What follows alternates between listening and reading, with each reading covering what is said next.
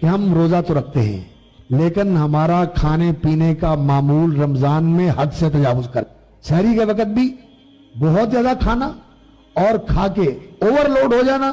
اور پھر آدھے دن تک سوئے پڑے رہنا، پھر زور کے بعد سے گھروں میں کچن گرم ہو جاتا ہے اور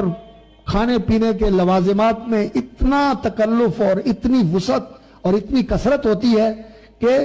افطاری تک جو ہے وہ خواتین اور ساتھ میں معاونین جو گھر میں کام کاج کرنے والے ہوتے ہیں وہ سب جتے ہوئے ہیں کہ جی افطاری تیار ہو رہی ہے، اور جب کھانے بیٹھتے ہیں تو پھر بھی بہت زیادہ کھاتے ہیں اور پھر اتنے بوجھل ہو جاتے ہیں، فرض نماز کے لیے بھی کھڑے ہونا مشکل ہو جاتا ہے اور قیام کے لیے تو پھر ٹائم ہی نہیں ملتا۔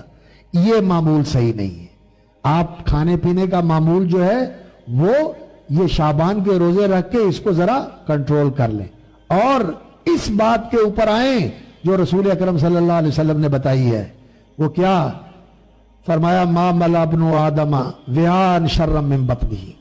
آدم کا بیٹا اور آدم کی بیٹی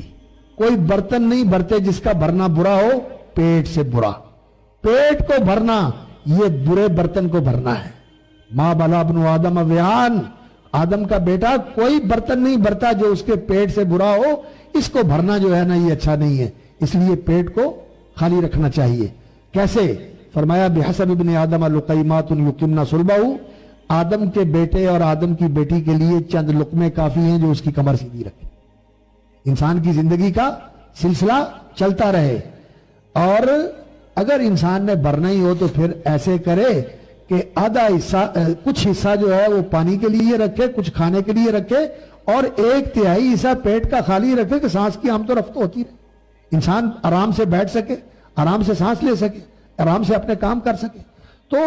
کھانے پینے میں جو ہے نا تجاوز نہیں کرنا چاہیے، بہت زیادہ کھانا خاص طور پر گرمیوں میں، اور ایسی بھاری بھرکم چیزیں کھانی جو بوجھل بن جائے، ثقیل، اور ان کا ہضم ہونا جو ہے نا پھر انسان یہ کہے کہ اب یہ کھا لیا ہے تو اب پیٹ بوجھل ہو گیا ہے، طبیعت بوجھل ہو گئی ہے، اس سے پرہیز کرنا